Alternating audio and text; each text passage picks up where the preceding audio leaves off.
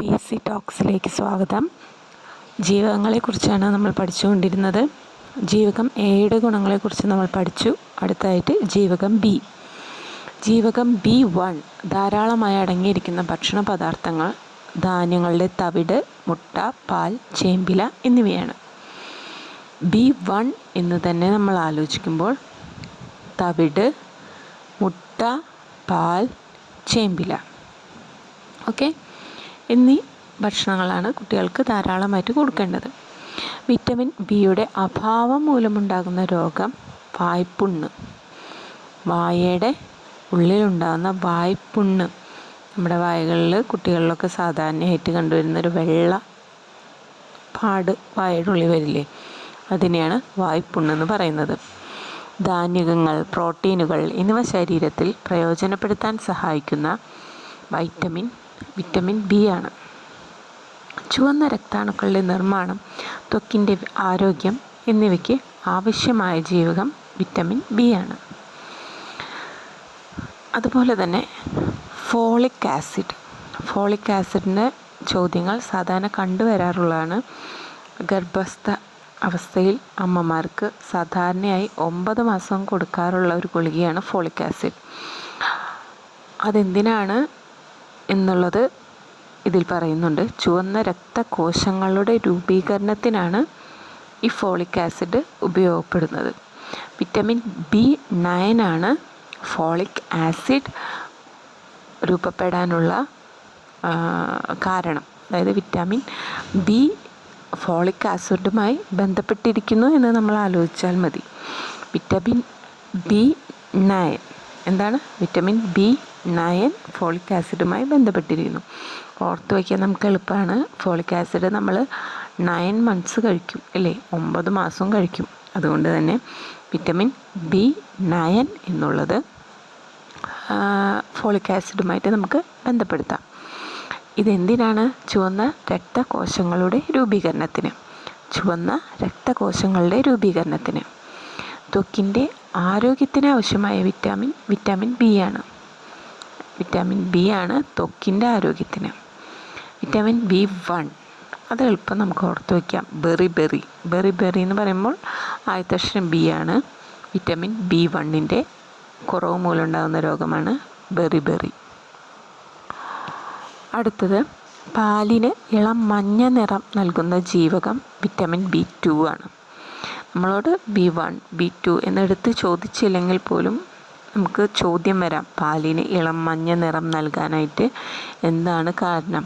Vitamin B1, B2 അങ്ങനെ ഒരുപാട് ഉണ്ടെങ്കിൽ പോലും വിറ്റമിൻ ബി എന്നുള്ളത് ഓർത്ത് വയ്ക്കുക, മറക്കരുത്. വിറ്റമിൻ B2 ആണ് പാലിന് ഇളം മഞ്ഞ നിറം നൽകുന്ന ജീവകം. സൂര്യപ്രകാശത്തിൻ്റെ സാന്നിധ്യത്തിൽ നശിക്കുന്ന വിറ്റമിൻ B2 ആണ്. അതായത് ഇളം മഞ്ഞ നിറത്തിലുള്ള പാല് നമ്മളെടുത്ത് സൂര്യപ്രകാശത്തിന് കീഴെ വയ്ക്കുകയാണെങ്കിൽ അതിലെ മഞ്ഞ നിറം നഷ്ടപ്പെട്ടു പോകും. വിറ്റമിൻ B2 സൂര്യപ്രകാശത്തിൻ്റെ സാന്നിധ്യത്തിൽ നശിക്കുന്ന വിറ്റാമിൻ ആണ്. അതുപോലെ തന്നെ ഈസ്റ്റ്, ഭക്ഷണ പദാർത്ഥങ്ങളിൽ ചേർക്കുന്ന ഈസ്റ്റിൽ ഏറ്റവും കൂടുതലുള്ളത് വിറ്റമിൻ B2 ആണ്. അടുത്തതായി കുട്ടികളുടെ കാര്യങ്ങളിൽ പ്രധാനപ്പെട്ട ഒരു ഇതാണ് പല്ല്, മോണ. അതുപോലെ തന്നെ അത് നമ്മൾ ഓൾറെഡി പറഞ്ഞു. വായിലുള്ള വായ്പുണ്ണിന് വിറ്റമിൻ ബി ആണ് കാരണം. അത് കുറഞ്ഞാൽ നമുക്ക് വായ്പുണ്ണ് വരും. അതുപോലെ രക്തക്കുഴൽ, അരുണ രക്താണുക്കൾ, നാഡികൾ, മോണ, അതുപോലെ തന്നെ പല്ലുകൾ, ഇതിനൊക്കെ വിറ്റമിൻ B6 ആവശ്യമാണ്. ഇതെല്ലാം നമ്മൾ ആലോചിക്കുമ്പോൾ വിറ്റമിൻ ബി എന്നുള്ളതൊന്ന് ഓർത്താൽ മതി. B6, B1, B2 ഒന്നും വന്നു കൂടണമെന്നില്ല. പാലിൻ്റെ മഞ്ഞ നിറം ചിലപ്പോൾ B2 ചോദിക്കാവുന്നതാണ്. പ്രത്യേകിച്ച് നമ്മുടെ PSC നമ്മൾ കണ്ടതാണ്. UPയുടെ ആയാലും LPയുടെ ക്വസ്റ്റ്യൻ പേപ്പർ നമ്മൾ ശ്രദ്ധിച്ചാൽ നമുക്കറിയാവുന്നതാണ്. വളരെയധികം ചോദ്യങ്ങളുടെ നിലവാരം ഉയർന്നിട്ടുണ്ട്. അതുപോലെ തന്നെ മറ്റെല്ലാ ചോദ്യപേപ്പറുകളും LDC ആയാലും ഡിഗ്രി പ്രിലിംസ് ആയാലും എല്ലാം തന്നെ ചോദ്യങ്ങളുടെ നിലവാരം ഉയരുന്നതിനനുസരിച്ച് നമ്മുടെ ക്വസ്റ്റ്യൻ പേപ്പറിൻ്റെയും നിലവാരം ഉയരും.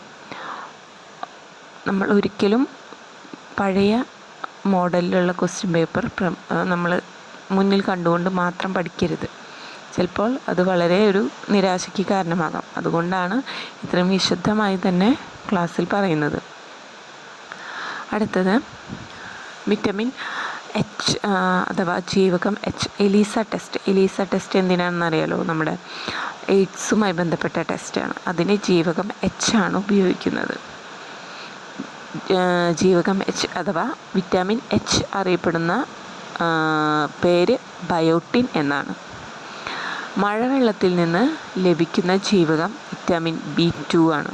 മഴവെള്ളത്തിൽ നിന്ന് ലഭിക്കുന്ന ജീവകം വിറ്റാമിൻ വിറ്റാമിൻ B12 B12 ആണ് മഴവെള്ളത്തിൽ നിന്ന് ലഭിക്കുന്ന ജീവകം. അതുപോലെ കൊബാൾട്ട് അടങ്ങിയ വിറ്റാമിൻ, അതും B12 ആണ്. പിന്നെ അതുപോലെ തന്നെ നമുക്ക് പ്രധാനപ്പെട്ട ഒരു ചോദ്യം ഇതിൽ നിന്ന് വരുന്നത് ഫോളിക് ആസിഡിൻ്റേതാണ് എന്ന് ഒന്നുകൂടി ഓർമ്മിപ്പിക്കുകയാണ്. ചുവന്ന രക്തകോശങ്ങളുടെ രൂപീകരണത്തിന് സഹായിക്കുന്നത് ഫോളിക് ആസിഡാണ്. അത് വിറ്റാമിൻ B9 B9 എന്ന് പറയുമ്പോൾ നമുക്ക് ഓർത്ത് വയ്ക്കാം, 9 മാസം നമ്മൾ കഴിക്കുന്നത് ഫോളിക് ആസിഡാണ്. അതുകൊണ്ട് തന്നെ വിറ്റാമിൻ B9 എന്നുള്ളത് ഫോളിക് ആസിഡുമായി ബന്ധപ്പെട്ടിരിക്കുന്നു. ഇന്നത്തെ ക്ലാസ് ഇഷ്ടപ്പെട്ടെന്ന് കരുതുന്നു. Thank you.